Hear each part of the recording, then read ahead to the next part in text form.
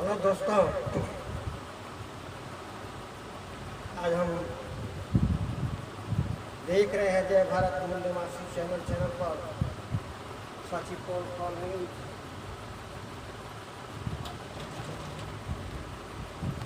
तो आइए सभी महापुरुषों को नमन करते हुए जय भारत, जय संविधान, सची पोल न्यूज पर आज हम देख रहे हैं जय भारत मूल्यवासी चैनल पर सची पोल न्यूज। आज हम इस विषय पर बात करेंगे कि रामायण की कहानी जो वाल्मीकि रामायण में लिखा हुआ है और राम की कहानी जो वाल्मीकि रामायण में लिखा हुआ है उसका रियल राम से कितना संबंध है और रियल राम का कितना काल हो सकता है और उनको जानने वालों का लिपि और भाषा क्या थी, उसका क्या संबंध है, वो क्या कहता है, उसकी सच्चाई क्या है, इस पर हम आज विचार विमर्श करेंगे। क्या वास्तव में जो रामायण में कहानी लिखी गई है राम की वाल्मीकि रामायण में, तो वो वाल्मीकि ने लिखा है या किसी और ने लिखा है, कहीं उसकी सच्चाई क्या है, इस संदर्भ में बात करते हुए आइए हम कुछ प्रूफ और प्रमाणों की बात करेंगे और उस संदर्भ पर जांच करते हुए ये देखेंगे कि इसमें सच्चाई क्या है और इसके तह तक जाने का प्रयास करेंगे। तो आपको इस विषय पर बात करते हुए हम आगे बढ़ते हैं और आइए देखते हैं कि इसकी सच्चाई क्या है।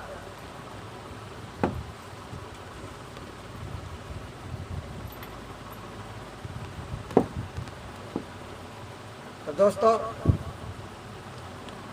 हमारे विद्वानों द्वारा और संतों द्वारा, प्रवचनकर्ताओं द्वारा दिन रात इस पर व्याख्यान देने का प्रयास किया जाता रहा है और हम सबको ये समझाने का प्रयास किया जाता रहा है और ये भी बताने का काम किया जाता है कि वाल्मीकि रामायण को वाल्मीकि ने लिखा और उसके आधार पर महान कवि तुलसीदास जी ने रामचरितमानस लिखा। आम जनमानस में रामचरितमानस का प्रचार है, उसके आधार पर लोग जानते हैं और कुछ लोग जो विद्वान गण हैं, जो पढ़े लिखे हैं, वो वाल्मीकि रामायण को भी जानते हैं और यह बताया जाता है कि वाल्मीकि रामायण वाल्मीकि जी ने लिखा है। तो उस संदर्भ को जाते हुए मैं पहले इस बात को जांच करूंगा कि वाल्मीकि रामायण और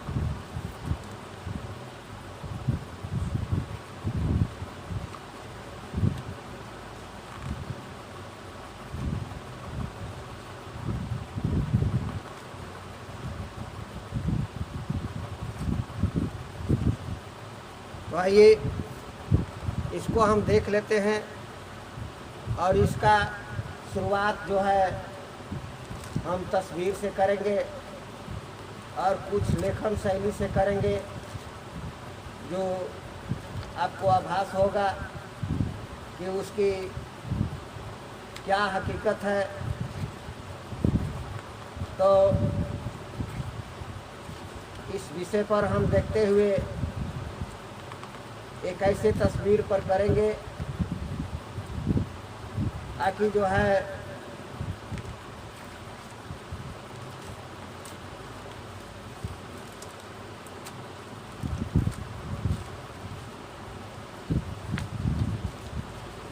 उस तस्वीर को गौर से देखेंगे और उस तस्वीर को गौर से देखते हुए हम बात करेंगे।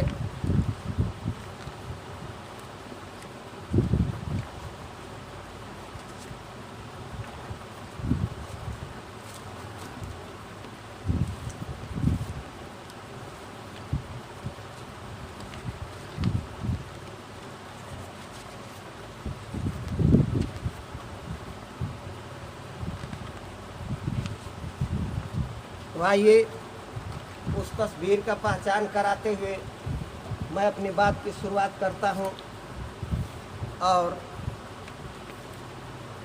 आप इस तस्वीर को भली भांति जानते हैं और उसी से मैं शुरुआत करता हूं। इस तस्वीर को गौर से देखिए। ये तस्वीर जो है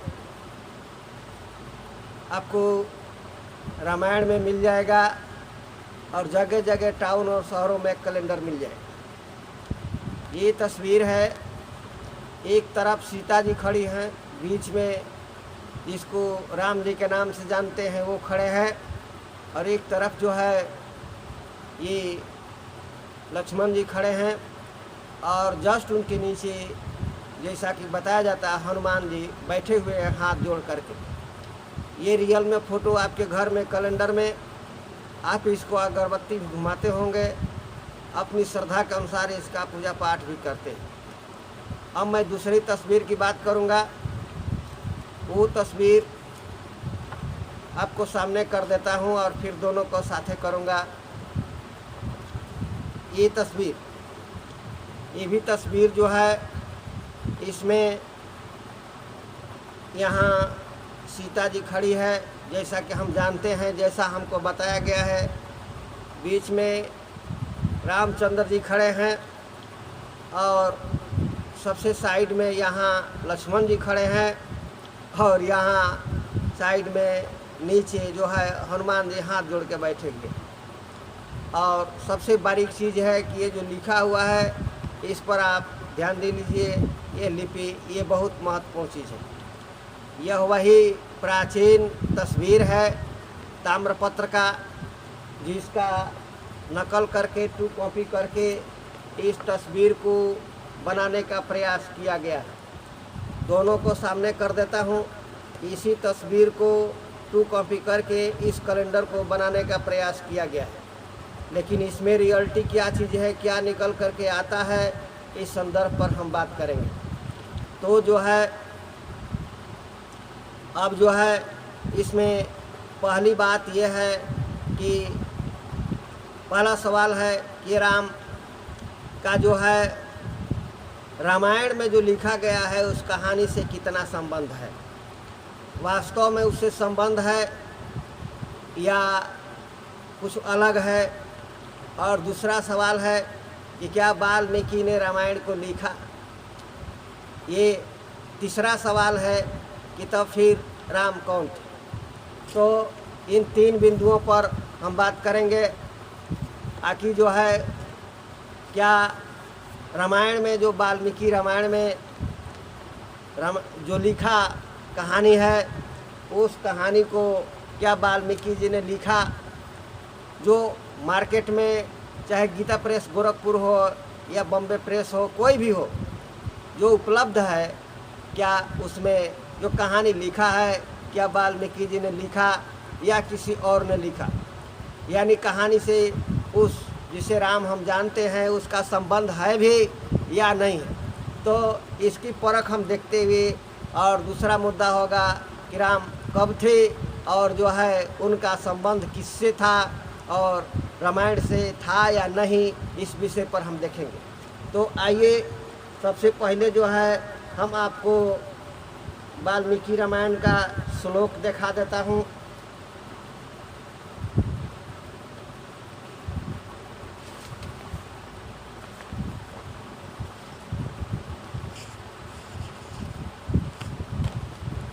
पर गौर करिए। आपके पहचान के लिए ये है वाल्मीकि रामायण का पेज, जिसमें संस्कृत श्लोक भी है और उसका हिंदी अनुवाद भी है। इसमें गौर करने वाली बात यह है, और इस तरह की बात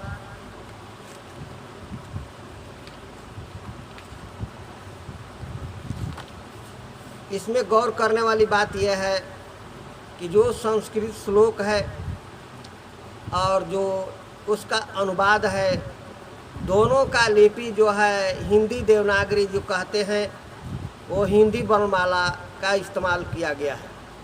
और इसी रामायण को यह कहा जाता है कि वाल्मीकि जी ने रामायण को लिखा।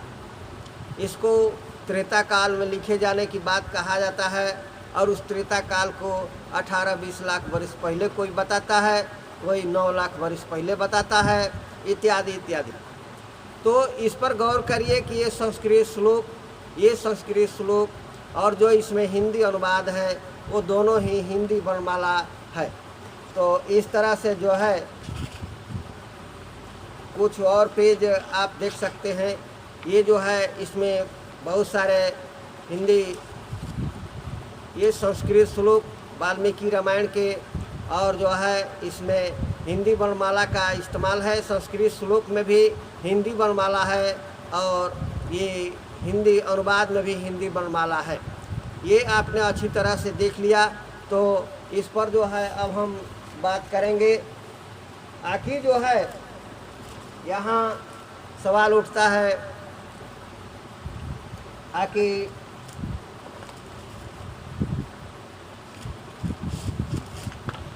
ये हिंदी वर्णमाला का जो संस्कृत श्लोक में इस्तेमाल हुआ है, जो लिखा है उसको किया है, और हिंदी अनुवाद जो है उसमें भी हिंदी वर्णमाला है। ये बात स्पष्ट करता है आखिर जो है जब ये हिंदी वर्णमाला लेखन में इतना हिंदी वर्णमाला विद्वानों के अंतर्गत विकसित हुआ होगा, जो हिंदी वर्णमाला में भाषा बना सके, भाषा में रूपांतरित कर सके, यानी हिंदी वर्णमाला का प्रयोग करते हुए वो संस्कृत भाषा को लिख सके। आपको समझा दूं कि भाषा अलग होता है और उसमें इस्तेमाल होने वाली लिपि अलग होती है। जिस वर्णमाला को इस्तेमाल किया जाता है उसको लिपि कहते हैं, वर्णमाला कहते हैं, और जो भाषा लिखी जाती है यानी जो बोली जाती है उसको भाषा कहते हैं। तो संस्कृत अपने आप में एक भाषा है, हिंदी अपने आप में एक भाषा है, मराठी अपने आप में भाषा है, भोजपुरी अपने आप में एक भाषा है, और इसी तरह से मगधी या उत्तर प्रदेश में बोली जाने वाली भिन्न भिन्न प्रकार की भाषाएं हैं। लेकिन सभी में जो लेखन में जो उपयोग किया जाता है उसमें हिंदी वर्णमाला का उपयोग किया जाता है। मैंने अभी तक जितना नाम लिया वो उसको जब लिखा जाता है तो उसमें हिंदी वर्णमाला का इस्तेमाल किया जाता है। इसका मतलब है कि एक ही लिपि के द्वारा भिन्न भिन्न प्रकार के भाषाओं को लिखा जाता है या लिखा जा सकता है। तो संस्कृत भी अपने आप में एक भाषा है और उसमें हिंदी वर्णमाला का इस्तेमाल हुआ है। अब सवाल ये उठता है कि इंसान, मानव समाज जो है हिंदी वर्णमाला को इतना विकसित किया होगा, उसमें इतना विद्वान बना होगा जब वो संस्कृत के भाषा में हिंदी वर्णमाला का उपयोग करना सीखा होगा। तो आखिर इसका शुरुआती दौर क्या है, इस पर विषय जानना जरूरी है। और इसके बाद जो है ये शुरुआती दौर को आखिर कब वह समय है, वह कब समय है जब जो है संस्कृत को या हिंदी वर्णमाला का इस्तेमाल भाषा के रूप में होने लगा। ये जानना जरूरी है कि वह समय कब का है जो हिंदी वर्णमाला का इस्तेमाल होने लगा। तो आइए इसको हम देखते हैं कि हिंदी वर्णमाला के संबंध में अब वो कब इस्तेमाल हो रहा है, तो उसको जो है हम ध्यान में रखते हुए देखते हैं। तो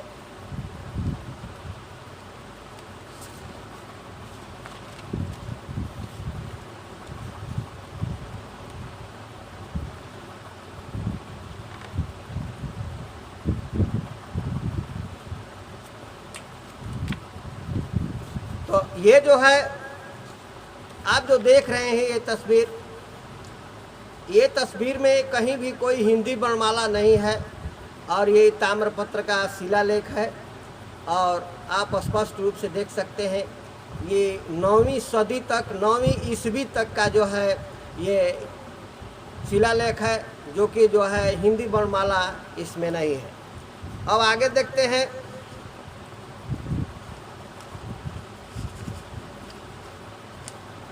ये है, इस पर गौर करिए, ये सम्राट अशोक के ज़माने का ये शिलालेख है। ज़मीन से निकला हुआ खुदाई में मिलता है और बौद्ध विहारों में मिलता है जो सम्राट अशोक ने बनाया था। इसमें भी जो लिखा है, लोग इसको जो ब्राह्मण विद्वान हैं उसको ब्राह्मी लिपि कहते हैं, लेकिन इसका असल में नाम धम्म लिपि है। यानी ये लिपि जो है हिंदी वर्णमाला नहीं है। यानी ये बात स्पष्ट है कि सम्राट अशोक के ज़माने तक, यानी तीसरी सदी ईसा पूर्व तक जो है ये जो है हिंदी वर्णमाला का इस्तेमाल नहीं हुआ। ये ब्राह्मी लिपि जिसको ब्राह्मण विद्वान कहते हैं, असल में इसका धम्म लिपि है। धम्म लिपि का इस्तेमाल होता था। तो आइए इसको और भी मैं देखता हूँ। ये जो आप देख रहे हैं ये सम्राट अशोक द्वारा लिखाया गया अशोक स्तंभ का है। इसको स्पष्ट रूप से देखिए। इसमें भी जो धम्म लिपि है जिसको ब्राह्मण विद्वान ब्राह्मी लिपि कहते हैं उसका उपयोग हुआ है। ये जो है भारत के धरती से लेके भारत के अगल बगल के चारों तरफ से जो खुदाई में मिलता है, लगभग 80,000 शिलालेखों को लिखवाने का काम सम्राट अशोक ने किया था, जिसमें धम्म लिपि, ग्रीक, आरामाइक और यूनानी जैसे लिपियों में लिखाने का काम किया है। इन 4 जो है लिपि का प्रयोग किया गया है, जिसमें ये धम्म लिपि है जो सबसे ज़्यादा जो मिलता है। लेकिन आप गौर कीजिए कि इसमें हिंदी वर्णमाला नहीं है। तो जो है ये हिंदी वर्णमाला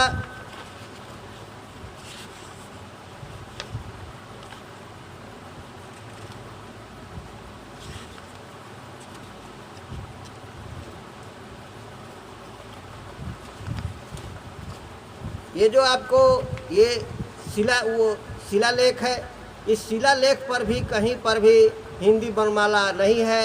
ये सब में जो है आपको अशोक के ज़माने तक जो है ये धम्म लिपि का प्रयोग होता था। सम्राट अशोक ने धम्म लिपि का प्रयोग करवाया अपने आलेखों में, शिलालेखों में और अशोक स्तंभ में। इसमें कहीं भी आप ढूंढ करके देख सकते हैं हिंदी वर्णमाला का प्रयोग नहीं हुआ। इसका मतलब है कि अशोक के ज़माने तक, सम्राट अशोक के ज़माने तक ये जो है धम्म लिपि का प्रयोग होता था और बोलचाल में, जनमानस में जो है धम्म लिपि का ही प्रयोग किया जाता था। अब आइए एक ऐसा शिलालेख दिखा रहा हूँ। ये पत्थर पर लिखा हुआ शिलालेख, इसको भी देखिए। इसको संस्कृत होने का दावा किया जाता है। भारत में सबसे पहले संस्कृत होने का दावा किया जाता है, लेकिन ये जो है इसमें भी धम्म लिपि को ही लिखा गया है। मैं इस कॉपी को जो है एक ऐसा पेज जिस पर मैंने पेन चला दिया है ताकि स्पष्ट आपको समझने में आ जाए, उसको उसी तस्वीर पर ये ऐसा है। ये जो है ये धम्म लिपि का प्रयोग किया गया है उस शिलालेख में और इसका काल है 207 ईस्वी। 207 ईस्वी में ये धम्म लिपि का प्रयोग किया गया है और ये कहा जाता है कि हिंदू राजा द्वारा लिखाया गया शिलालेख है, पर संस्कृत है, पर इसका लिपि जो है ब्राह्मी बताया जाता है। इसी ब्राह्मी को असल में इसका नाम धम्म लिपि है और ये धम्म लिपि में इस्तेमाल किया गया है। इसका मतलब साफ है आकि जो है और 150 ईस्वी तक का जो संस्कृत भाषा का दावा किया जाता है, अभी जो है उसका वर्ण और लिपि यानी उसका तस्वीर शो नहीं किया जा रहा है। लेकिन ये किसी तरीके से आपको 207 ईस्वी तक का राजा विजय के, सातवाहन वंश के राजा विजय द्वारा लिखाया गया ये शिलालेख आपको सामने है। 207 ईस्वी तक। ये 207 ईस्वी तक इसी को मैंने जूम किया था, और ये जो है 207 ईस्वी तक ये जो है अपना ये लिखा हुआ है, स्पष्ट रूप से देखिए। ये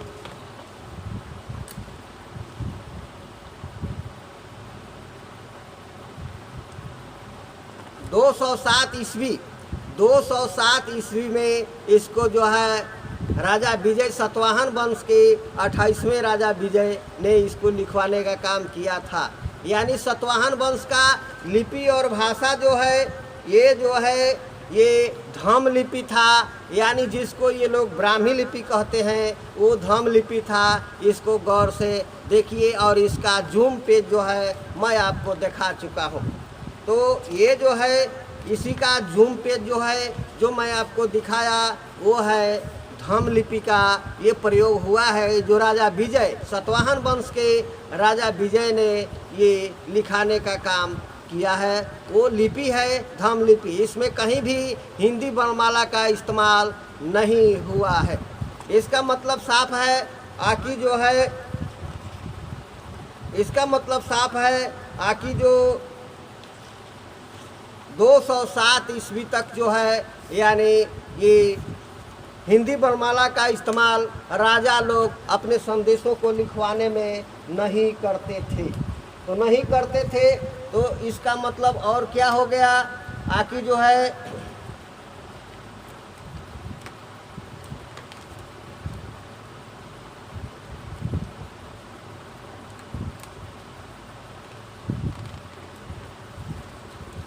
तो ये जो मैंने आपको दिखाया यह स्पष्ट रूप से जाहिर है आकि 207 ईस्वी तक जो है ये राजा लोग जो हुआ करते थे अपने संदेशों को जनता को संदेश देने के लिए जो शिलालेख लिखवाया करते थे वो धम्म लिपि का इस्तेमाल किया करते थे, हिंदी वर्णमाला का इस्तेमाल नहीं किया करते थे।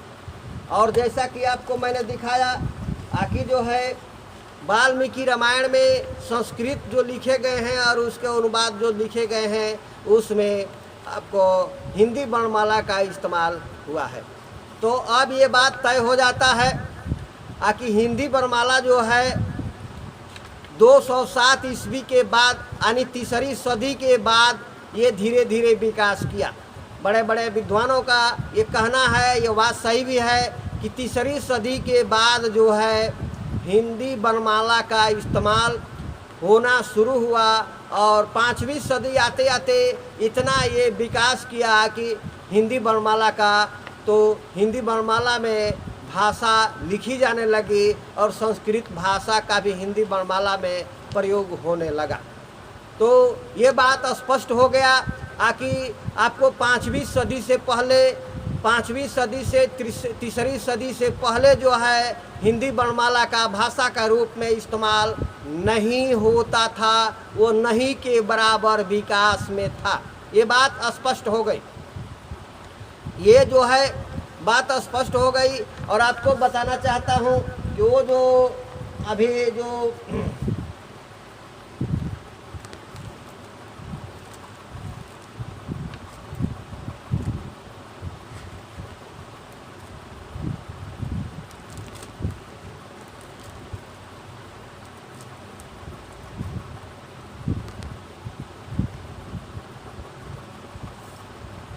आपको एक चीज़ और दिखा देता हूँ।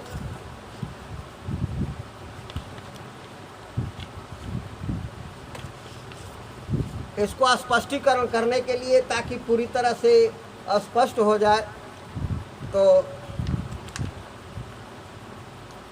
ये देखिए ये सम्राट अशोक के अशोक स्तंभ का, इसमें भी जो है धम्म लिपि का प्रयोग किया गया है, इसमें हिंदी वर्णमाला का प्रयोग नहीं किया गया है। ये 2-4 उदाहरण के रूप में आपको दिखा देता हूँ, आप स्पष्ट रूप से इसको जूम करके भी देख सकते हैं। बिल्कुल स्पष्ट दिखाई देता है इस शिलालेख में धम्म लिपि का प्रयोग किया गया है। तो और ये जो है आपको सम्राट अशोक का स्तंभ मैं दिखा रहा हूँ, जो कि इसमें धम्म लिपि का प्रयोग किया गया है, जो बिल्कुल पाली भाषा, इसकी भाषा पाली है और धम्म लिपि का प्रयोग किया गया है। ये कहीं भी इसमें हिंदी वर्णमाला का प्रयोग नहीं किया गया है। इसको मैं आपको दिखा चुका हूँ। ये जो है आपका वही ये 207 ईस्वी में राजा विजय वाला जो है ये शिलालेख है, जिसमें धम्म लिपि का प्रयोग हुआ है। इसमें कहीं भी हिंदी वर्णमाला का प्रयोग नहीं हुआ है। तो आपको मैं जल्दी जल्दी में ये दिखा रहा हूँ, और देखिए आपको स्पष्ट रूप से इस पर लिखा हुआ है। जो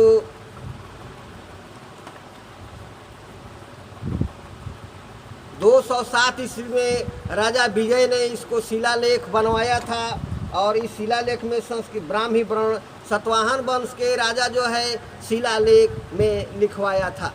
ये जो शिलालेख जो लिखवाया था 207 ईस्वी में, इसको स्पष्ट रूप से बताया गया है। और ये राजा विजय जो कि सतवाहन वंश के राजा थे, वो जो है अपना लिखवाया गया है। नीचे जो है आप इसमें देखिए, ये कहा गया है कि मत्स्य पुराण में इसका वर्णन है। कहा गया है कि मत्स्य पुराण में इसका वर्णन है। क्या वर्णन है कि मत्स्य पुराण के अनुसार राजा विजय सतवाहन वंश के 28वें राजा थे। उन्होंने 6 वर्ष तक शासन किया था। ये मार्क जो किए हैं, ये स्पष्ट रूप से इसको स्वीकार किया गया है कि सतवाहन वंश का राजा विजय का मत्स्य पुराण में आपको वर्णन किया गया है। इसका मतलब साफ हो गया है कि मत्स्य पुराण जैसे पुराण जो है सतवाहन वंश के यानी 207 ईस्वी के बाद में लिखे गए। सतवाहन वंश के समाप्त होने के बाद लिखे गए, और वो राजा विजय की चर्चा मत्स्य पुराण में किया गया है कि सतवाहन वंश के 28वें राजा थे राजा विजय, जो आपका 6 साल शासन किए थे। तो इस तरीके से ये बात साबित हो गया कि जो मत्स्य पुराण जो लिखा गया है वो राजा विजय के बाद सतवाहन वंश के बाद लिखा गया है। यानी सारा कहानी जो है ये हिंदी देवनागरी का इस्तेमाल जो है आकर के आपको हिंदी वर्णमाला का प्रयोग 3री सदी के बाद 5वीं सदी के बाद रफ्तार से होने लगा। यानी जो भी लिखा गया वो गुप्त काल के बाद में लिखा गया। ये गुप्त काल के बाद में लिखा गया। अब जो मैं आपको बताना चाहता हूँ, ये बात स्पष्ट हो गया कि ये जो है गुप्त काल के बाद में लिखा गया। तो फिर एक बार देख लीजिए इसको। ये वाल्मीकि रामायण का पेज मैं बार बार आपको दिखा रहा हूँ, आकि जो इसमें जो संस्कृत लिखा गया है और जो उसका अनुवाद है, दोनों का वर्णमाला हिंदी वर्णमाला है। ये संस्कृत श्लोक है, ये ऊपर में संस्कृत श्लोक है, और ये हिंदी वर्णमाला का प्रयोग किया गया है। ये संस्कृत श्लोक है, उसका अनुवाद है। तो इसी तरह से ये संस्कृत श्लोक है, ये अनुवाद है। ये सारी चीज़ें जो है आपको हिंदी वर्णमाला में इस्तेमाल किया गया है। अब सवाल उठता है कि क्या वाल्मीकि जी ने हिंदी वर्णमाला में संस्कृत में वाल्मीकि रामायण लिखा? स्पष्ट जाहिर है ये आज इस बात को साबित हो गया कि 3री सदी के बाद यानी 5वीं सदी के बाद ही हिंदी वर्णमाला में भाषा के रूप में प्रयोग करने का रफ्तार पकड़ा, स्पीड पकड़ा। 3री सदी से पहले जैसा कि आपने देखा 207 ईस्वी तक जो है वो राजा विजय जो लिखवाते हैं उसमें धम्म लिपि का प्रयोग हो रहा है। यानी अब धम्म लिपि जो पाली भाषा का लिपि है वो जनमानस की जन भाषा थी, और उसमें राजा लोग अपना लिखवाया करते थे। अब एक कहानी का प्रतीक आपको याद दिलाता हूँ, वो आप जानते हैं, केवल मेरे को ध्यान दिलाने की ज़रूरत है। तो मैं उस पर जो बात करता हूँ और इसके बाद मैं आगे बढ़ूँगा। अब मैं इस रामायण की कथा जो वाल्मीकि रामायण में लिखा हुआ है, इस वाल्मीकि रामायण की कथा के प्रसंग में मैं एक आपको याद दिलाता हूँ। वो है जो कि आप जानते हैं, वाल्मीकि रामायण के अनुसार श्री रामचंद्र जी ने जब सीता जी को घर से बाहर कर दिया था तो वाल्मीकि जी आश्रय दिए थे। ये पूरे राम के भक्त या राम को जानने वाले लोग इस कहानी को जानते हैं। मार्क कीजिए, जब राम जी सीता जी को घर से बाहर किया था तो वाल्मीकि जी ने अपनी कुटिया में सीता जी को आश्रय दिया था। ये कहानी के अनुसार अब जो है वाल्मीकि जी के कुटिया में सीता जी के 2 बच्चे पैदा होते हैं जो लव कुश नाम से जाने जाते हैं। जो 8-10 साल के जब हो जाते हैं तो वाल्मीकि रामायण के अनुसार वाल्मीकि जी ने जो रामायण लिख रहे थे उनके श्लोकों को रटवाया था। किसको? लव कुश को रटवाया था। इसके बाद कहानी आता है कि जब राम जी अश्वमेध यज्ञ कर रहे हैं तो वो अश्वमेध यज्ञ में वाल्मीकि जी को न्योता नहीं मिला था, फिर भी उन्होंने अश्वमेध यज्ञ के बगल में जहाँ हो रहा था अन्य ऋषियों की तरह अपना कैंप डाला।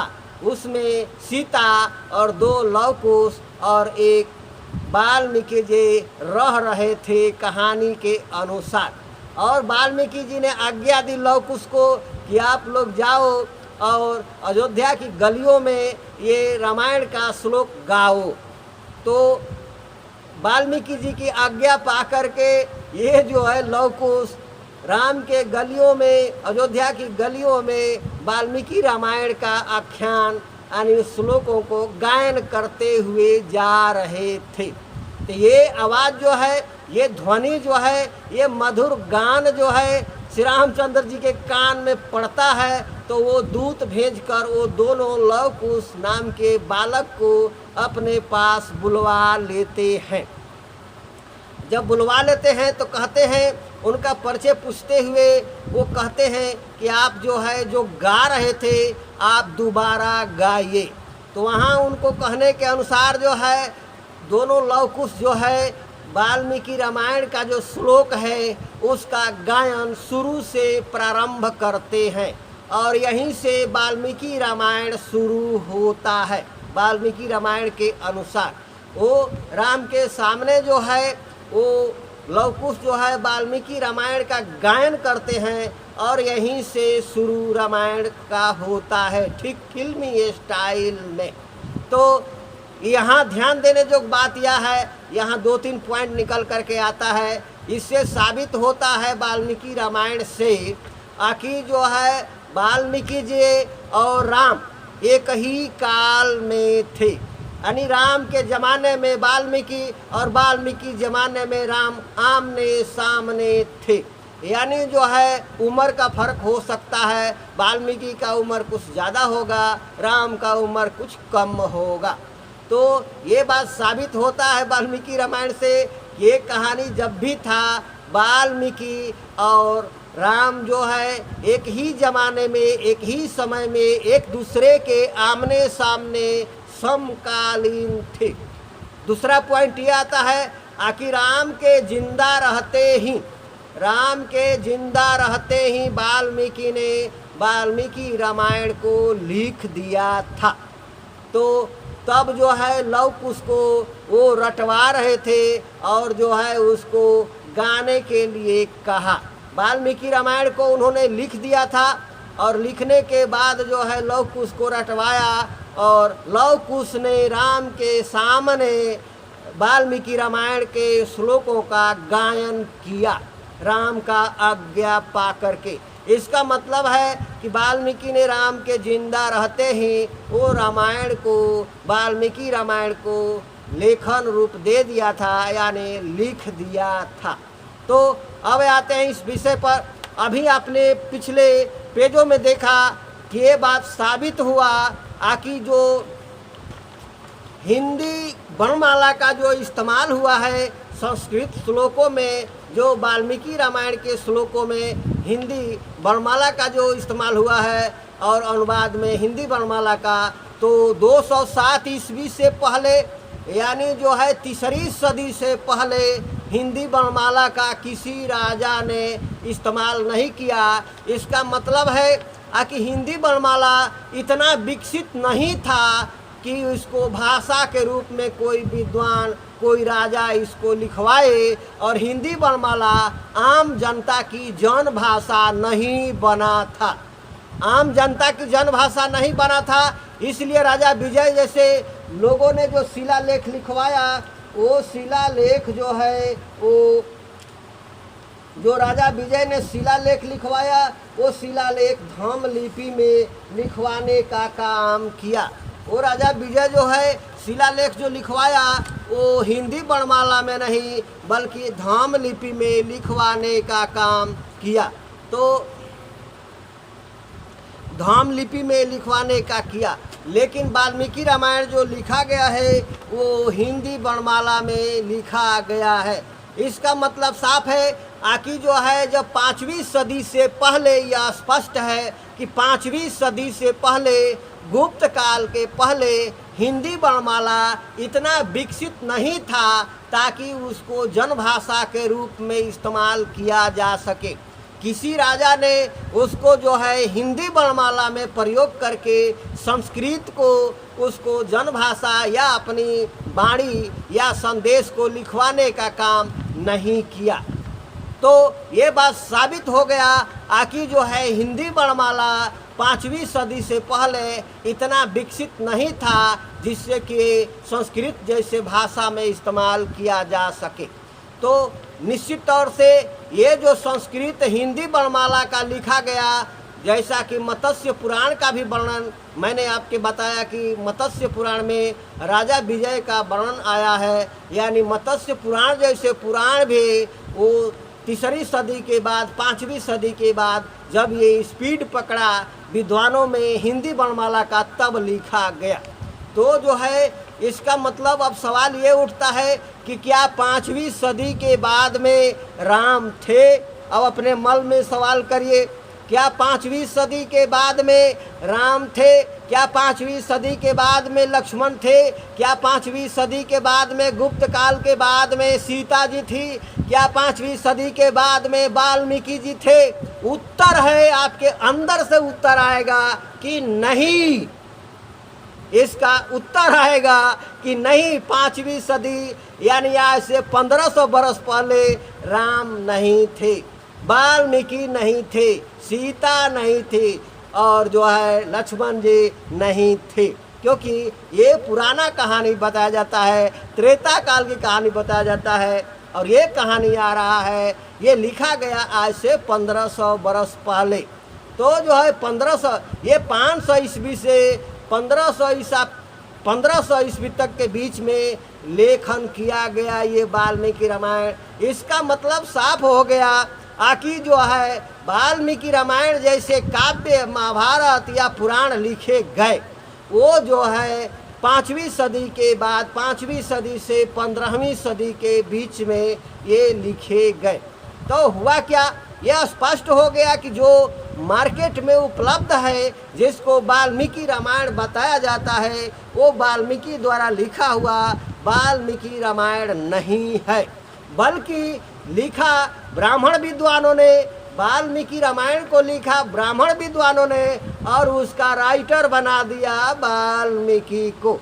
इसी तरह से ये पूरे के पूरे कहानी जो है ये एक प्रकार से वाल्मीकि रामायण जैसे पुराणों को, मत्स्य पुराण को या रामायण महाभारत को, ऐसे काव्य संस्कृत के विद्वानों ने खुद लिखा, यानी ब्राह्मण विद्वानों ने खुद लिखा और जो है उसको वाल्मीकि के नाम से कर दिया कि वाल्मीकि ने लिखा। क्योंकि 5वीं सदी ईस्वी के बाद जो है न तो वाल्मीकि थे और न सीता थी, न राम थे, न लक्ष्मण थे।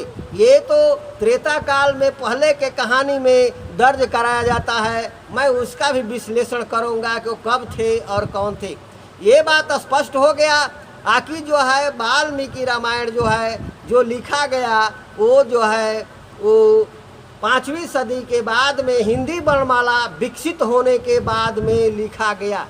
इससे पहले हिंदी वर्णमाला विकसित नहीं था जिससे रफ्तार दिया जा सके और भाषा के रूप में इस्तेमाल किया जा सके। इसका मतलब साफ है कि वाल्मीकि रामायण को और ऐसे पुराणों को ब्राह्मण विद्वानों ने खुद लिखा, ब्राह्मण विद्वानों ने खुद लिखा और राइटर बना दिया वाल्मीकि को, राइटर बना दिया महाभारत में व्यास को, राइटर बना दिया दूसरे को, यानी अपने को छुपा लिया और जो है वाल्मीकि का नाम बेच दिया। यह बहुत बड़ा फ्रॉड है। इसलिए मैं कहता हूँ आकि जो है वाल्मीकि रामायण और पुराणों में फ्रॉड हुआ है। वो जो राइटर जो दिखाया जाता है व्यास जी को, वाल्मीकि जी को, ये कोई का लिखा हुआ नहीं है। ये ब्राह्मण विद्वान 5वीं सदी के बाद में इन्होंने लिखा है और उसको राइटर बना दिया वाल्मीकि जैसे लोगों को। तो ये स्पष्ट हो गया। अब हम इस बात को देखेंगे, थोड़ा सा ये देख लेते हैं, आखिर जो है इसका उपक्रम हम देख लेते हैं। आखिर जो है, आइए इन्होंने क्या किया है और क्यों किया है, तो ये स्पष्ट जाहिर हो जाएगा। तो आपको मैं दिखा देता हूँ।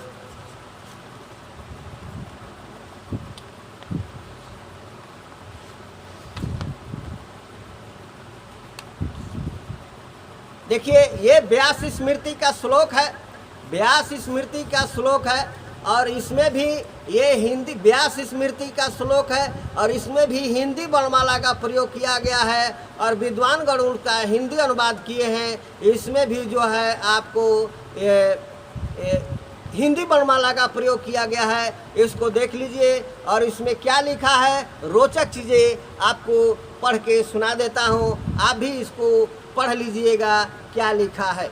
तो ये जो है आपको स्पष्ट रूप से इसमें लिखा है बढ़ई, अनुवाद में लिखा है बढ़ई, नाई, ग्वाला, असाप, कुम्हार, बणिक, किरात, कायस्थ, निलाला, माले, कुटुम्बे, चर्मकार, भट्ट, भेल, धोबे, पुष्कर, नट, वरुण, वेद, चंडाल, चंडाल, दास, कैवर्त, स्वपच, कोल, ये आदिवासी, ये और गौ मांस खाने वाले अन्य, यानी इन सारी जातियों को, जो पिछड़ी जातियां हैं आज जो ओबीसी के अंदर आते हैं, इन सारी जातियों को तुलना किया गया है चंडाल और गौ मांस खाने वाले लोगों से। उसको बराबर कैटेगरी देते हुए कहते हैं कि ये अंत्यज हैं। अंत्यज का मतलब होता है नीच, अधम, पापी, यानी ये महाशूद्र बनाने का काम अपने श्लोकों में किए हैं। और कहते हैं कि इनमें से एक पर भी दृष्टि पड़ जाए तो सूरज की ओर दिखना चाहिए। ये इनमें अंत्यज जो है, इन पर दृष्टि पड़ जाए तो सूरज की ओर देखना चाहिए और इनसे यदि बातचीत हो जाए तो स्नान करना चाहिए। तबे द्विज यानी ऊंची जाति के लोग, जो अपने को ऊंची जाति सवर्ण, ब्राह्मण, भूमिहार, ठाकुर जाति के लोग शुद्ध होते हैं।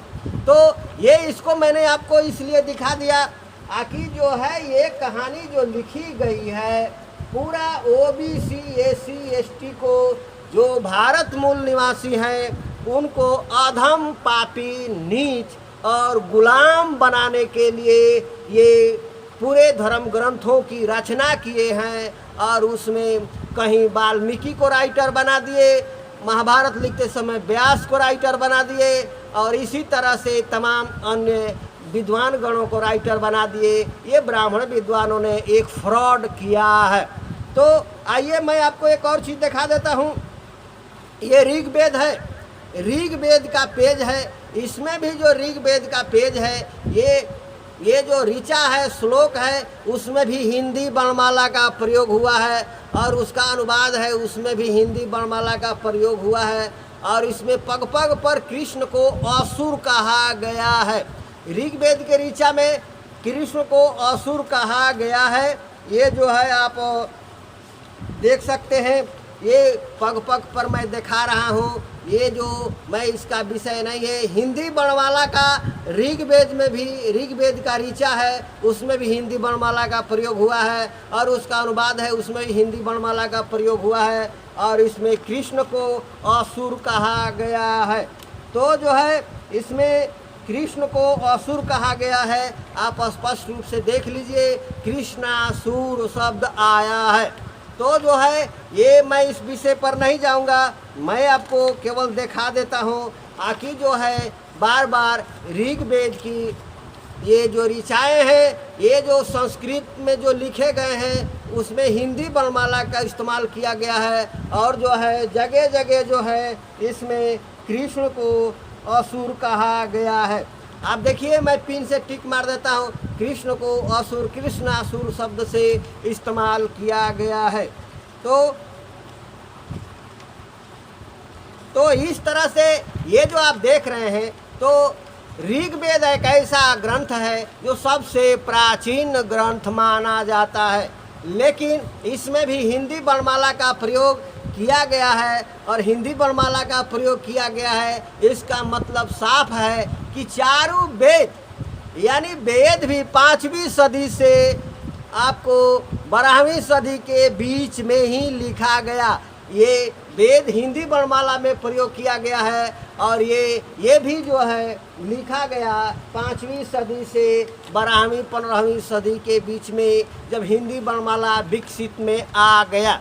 ये साफ जाहिर है, जब ऋग्वेद में हिंदी वर्णमाला का इस्तेमाल है, और वो जो है आपको मैंने दिखाया कि 207 ईस्वी से पहले यानी 3री ईस्वी से पहले जो है हिंदी वर्णमाला विकास में नहीं था। राजा लोग उसको भाषा के रूप में इस्तेमाल नहीं करते थे, ब्राह्मी लिपि यानी धम लिपि का प्रयोग किया करते थे। तो ये जो है पूरे के पूरे ये ऋग्वेद से लेकर यानी चारों वेद 18 पुराण, ये सभी जो लिखे गए वो गुप्त काल के बाद में 5वीं सदी के बाद में लिखे गए, और उनको राइटर बना दिया गया। वाल्मीकि जैसे विद्वानों को राइटर बना दिया गया। यह एक महाफ्रॉड है। ये महाफ्रॉड क्यों हुआ? महाफ्रॉड हुआ जैसा कि मैंने इसको दिखाया कि पूरे के पूरे भारत मूल निवासी जो पिछड़ी जातियां हैं, उसको जो है असुर, राक्षस, दैत्य, दानव, शूद्र, अंत्यज, अधम, पापी, गुलाम बनाने के लिए इस तरह से संज्ञा दे करके और उसको शिक्षा अधिकार छीनने के लिए एक बहुत बड़ा षड्यंत्र किया गया। अब इस विषय को यहाँ पर आपको मैं बंद कर देता हूँ।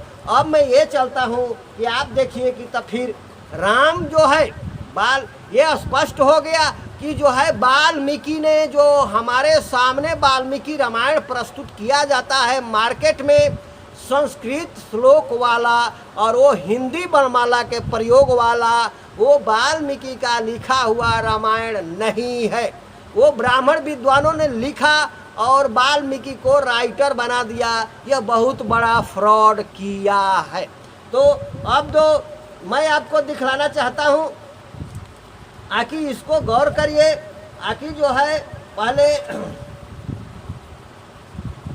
तब ये राम की कहानी का असली सत्य क्या है, ये राम कब थे। तो मैं कुछ तस्वीरें दिखा देता हूँ कि अगर आप पीछे जाते हैं सिंधु काल में, तो ये सिंधु काल की लिपियां हैं। ये स्पष्ट रूप से इसको याद दिला देता हूँ। इसको देख लीजिए, ये सिंधु कालीन जो खुदाई में मिले हुए मोहर हैं, इनका लिपि जो प्रकृति लिपि कहा जाता है, यह कहीं भी हिंदी वर्णमाला नहीं है। इसको स्पष्ट रूप से आप देख लीजिए। तो ये जो है आपको मैं दिखा देता हूँ, इस पर चर्चा करने वाला हूँ। हिंदी वर्णमाला का प्रयोग नहीं है। ये सिंधु लिपि जो प्रकृति लिपि भी कहा जाता है, इसमें कहीं भी हिंदी वर्णमाला नहीं है। ये सिंधु कालीन मोहर है। आज से 6000 से 10,000 वर्ष पहले ये लिपि प्रयोग में होता था। ये मानव का सबसे प्राचीन और पहली लिपियां हैं जो अपने संदेशों को लिख करके एक दूसरे में शेयर किया करते थे।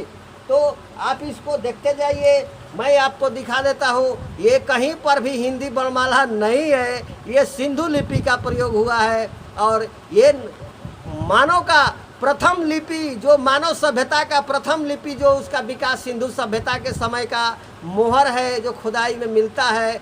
हजारों मिले, 2500 से ऊपर मोहर मिले हैं, जिसका कुछ मैं नमूना आपको दिखा रहा हूँ। ये कहीं पर भी हिंदी वर्णमाला नहीं है, ये सिंधु सभ्यता की लिपि है।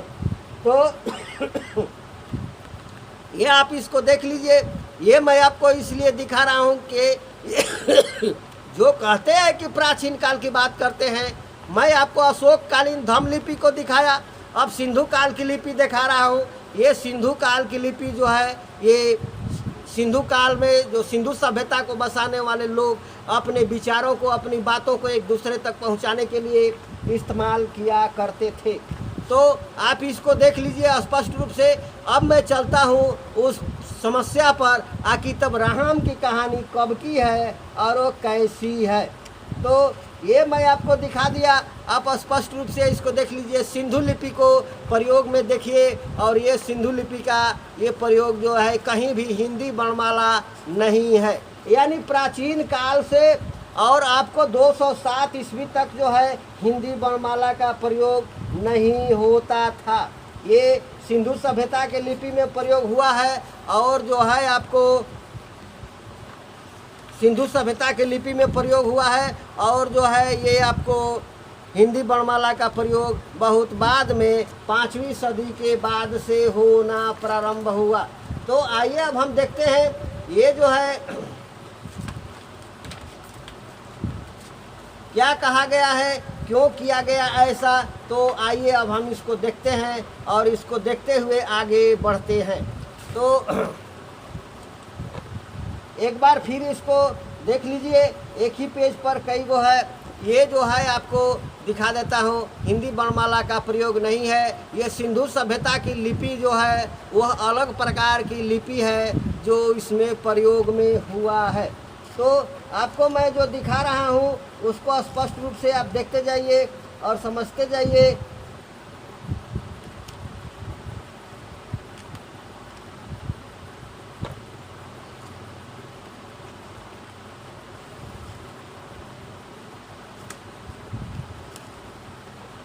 अब आइए मैं आपका ध्यान दिखाता हूँ, गौर करिए। मैंने सिंधु सभ्यता की लिपियों को दिखाया, और जो है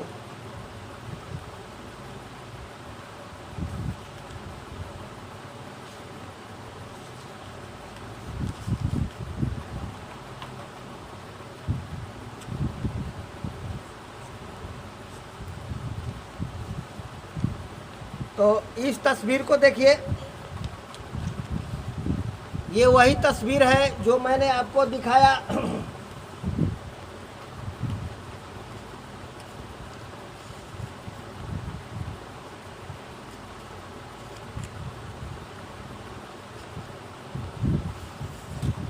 हाँ, ये इस तस्वीर को देखिए, मैंने आपको पहले दिखा चुका हूँ, और इस तस्वीर में क्या खूबी है ये आप कैलेंडर के रूप में जानते हैं। और ये तस्वीर जो इसी तस्वीर का, जैसा कि मैंने बताया कि ये नकल किया हुआ है। तो ये तस्वीर को गौर से देखिए। इस तस्वीर में भी एक साइड में लक्ष्मण राम, और साइड में ये सीता, और नीचे हनुमान बैठे हुए हैं। और ये तस्वीर में भी लक्ष्मण, बीच में राम, और ये सीता और हनुमान बैठे हुए हैं। यानी इस पर लिखे हुए पर गौर करिए। ये लिखा हुआ जो है आपको, जैसा कि मैंने दिखाया, वह सिंधु लिपि में लिखा हुआ है। ये स्पष्ट रूप से ऐसे देखिए, ये सिंधु लिपि में लिखा हुआ है, कहीं भी हिंदी वर्णमाला में नहीं लिखा हुआ है। स्पष्ट रूप से देखिए इस तस्वीर में, ये जो लिखा हुआ है कहीं भी हिंदी वर्णमाला में नहीं लिखा है, सिंधु वर्णमाला में लिखा है। और ये लिखा है तर्रा पापा दा बापा सा ख सास ख 5 पात। ये इसमें कहीं भी राम का नाम नहीं आया है, बल्कि लिखा है तर्रा पापा दा बापा सास ख 5 पात। इस प्रकार की बातें लिखी गई है। उस समय इसका कुछ मतलब होता होगा। तो अब आइए मैं इसको आपको दिखाता हूँ, और इसमें खासियत क्या है। तो इसमें देखिए, ये जो तस्वीर है, मैंने 3 तस्वीर 4 लिया है। ये एक आदिवासी का तस्वीर है जो अभी फ़िलहाल में ज़िंदा है, दिल्ली में अपना जनगणना में नाम दर्ज कराने के लिए, कॉलम बनवाने के लिए आदिवासियों का, इसलिए वो गए हुए हैं। तो जो है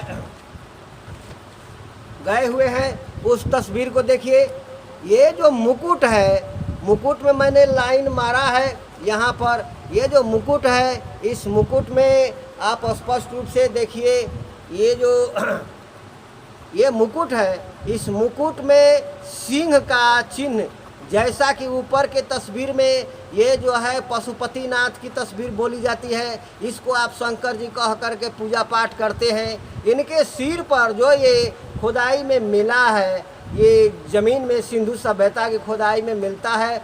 और इस पर भी जो ये लिखा हुआ है सिंधु सभ्यता की लिपि में लिखा हुआ है, रामामोस लिखा है ये सिंधु सभ्यता की लिपि में। और ये जो है ये सिर पर जो है सिंह का बना हुआ मुकुट ताज पहने हुए हैं। उसी तरीके से गौर करिए, मैं इसको जूम करके दिखाऊंगा। और ये जो मुकुट में जो है ये सिंह का बना हुआ प्रतीक चिन्ह, राम के मुकुट में सिंह का बना हुआ प्रतीक चिन्ह लगा हुआ है। आप इसको यहाँ गौर करिए जहाँ मैं पेन रख रहा हूँ, और इसको मैं जूम करके दिखाऊंगा। ये सिंह का मुकुट लगा हुआ है और इधर जो है मुकुट में सिंह का चिन्ह लगा हुआ है, जैसा कि इनके ये सिर पर मुकुट में सिर का चिन्ह लगा हुआ है। और दो चीज़ है, ये आपका सिंधु लिपि में लिखा हुआ है, कहीं भी हिंदी वर्णमाला नहीं है, इसको गौर करिए।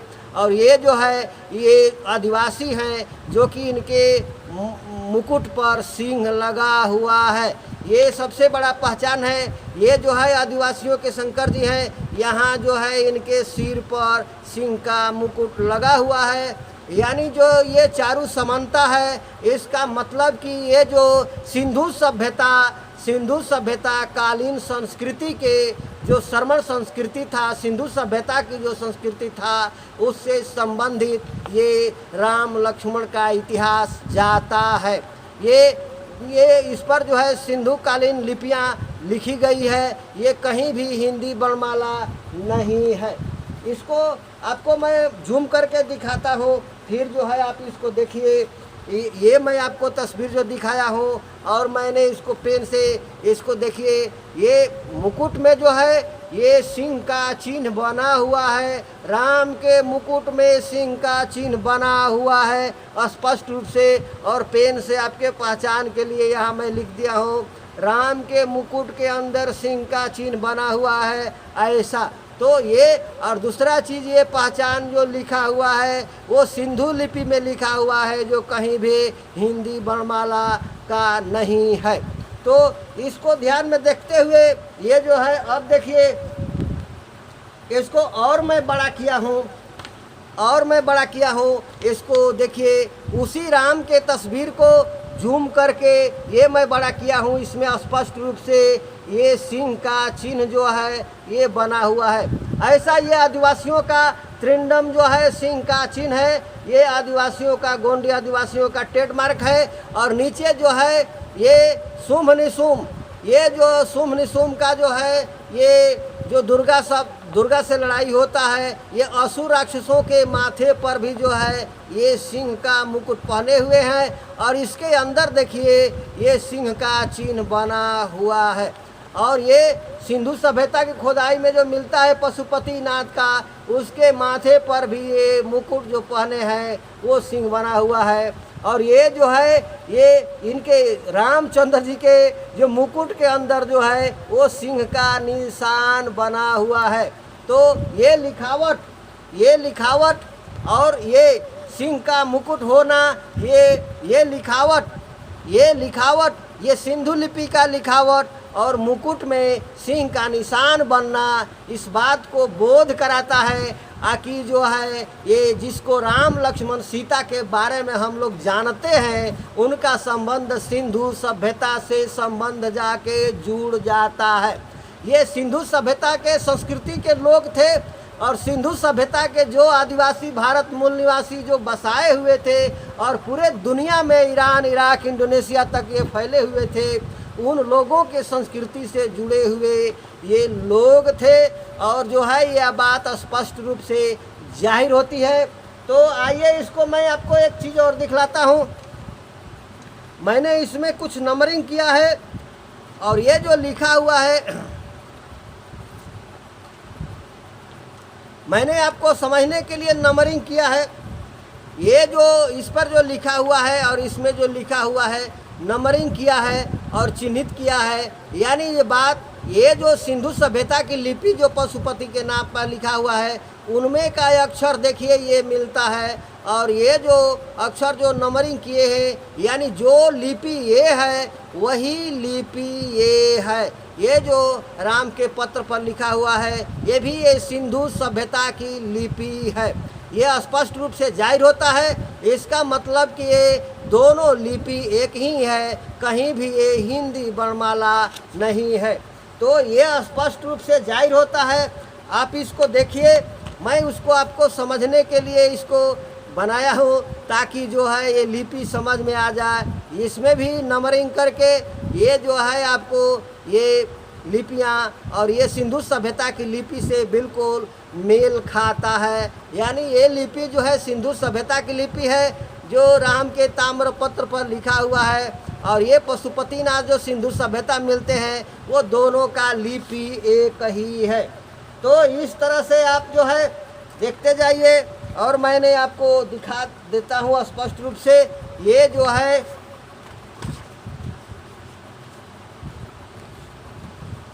ये आपको समझने के लिए मैं बनाया हूँ। ये जो सिंधु सभ्यता की लिपि, ये जो सिंधु सभ्यता का मोहर का लिपि है और वो मोहर का लिपि दोनों जो है एक ही है। ये स्पष्ट रूप से मैं नंबरिंग करके अक्षरों पर अंकित करके दिखाने का प्रयास किया है। ये सिंधु सभ्यता की लिपि, ये सिंधु सभ्यता की लिपि और ये सिंधु सभ्यता की लिपि दोनों एक ही लिपि है। यानी ये कहीं भी हिंदी वर्णमाला नहीं है। ये जो सिंधु सभ्यता की लिपि ये है वही सिंधु सभ्यता की लिपि ये है जो प्रयोग किया गया है। तो आइए आपको धीरे से आपको फिर से दिखा देता हूँ। ये बार बार मैंने चिन्हित करने का प्रयास किया है। देखिए स्पष्ट रूप से इसमें भी है। ये जो इसमें नीचे जो सिंधु सभ्यता की लिपि लिखा हुआ है वो सिंधु सभ्यता की लिपि और ये सिंधु सभ्यता की लिपि आपस में मेल खाता है। यानी जो लिपि ये है वही लिपि ये लिखा गया है। सिंधु सभ्यता की लिपि यह स्पष्ट जाहिर हो गया कि जो ये ताम्रपत्र पर लिखा हुआ है सिंधु सभ्यता के लिपि में ही लिखा गया है, और ये सिंधु सभ्यता की लिपि में ही आपको स्पष्ट ये सिंधु सभ्यता के मोहर का लिपि है, और ये राम का ताम्रपत्र का जो लिपि जो लिखा गया है दोनों पर सिंधु सभ्यता का लिपि लिखा गया है। स्पष्ट रूप से मैंने ये अंकित कर दिया है। एक नंबर से एक नंबर को मिलाइए, दो नंबर से दो नंबर को मिलाइए। ये स्पष्ट रूप से आपके सुविधा के लिए दिखाने के लिए ये मैंने सेटिंग करके बना दिया है। आप स्पष्ट रूप से देखिए कि स्पष्ट रूप से आपको समझ में आ जाएगा। मेरा कहने का मतलब कि जो लिपि ये सिंधु सभ्यता के मोहर पर लिखा हुआ है उसी लिपि का प्रयोग इस मोहर पर भी किया गया है। यानी दोनों का सिंधु सभ्यता की लिपि है। आइए इसको भी देखिए। इसमें भी जो है ये नीचे सिंधु सभ्यता की लिपि है और जो है सिंधु सभ्यता का मोहर है जो उसमें लिपि का प्रयोग किया गया है, और ये जो प्रयोग जो है वे राम के ताम्रपत्र के मोहर पर जो लिखा गया है उसमें भी वो आकलन किया गया है और सिंधु सभ्यता की लिपि का प्रयोग किया गया है। यह स्पष्ट जाहिर हो गया कि ये सिंधु सभ्यता की लिपि का प्रयोग किया गया, और जो है आपको यह स्पष्ट पता चल गया कि ये सिंधु सभ्यता की ही लिपि है। तो सिंधु सभ्यता की लिपि को मैं आपको बार बार दिखा चुका हूँ ताकि आप ये स्पष्ट रूप से देख लें कि सिंधु सभ्यता की ही लिपि जो है आपको लिखा गया है।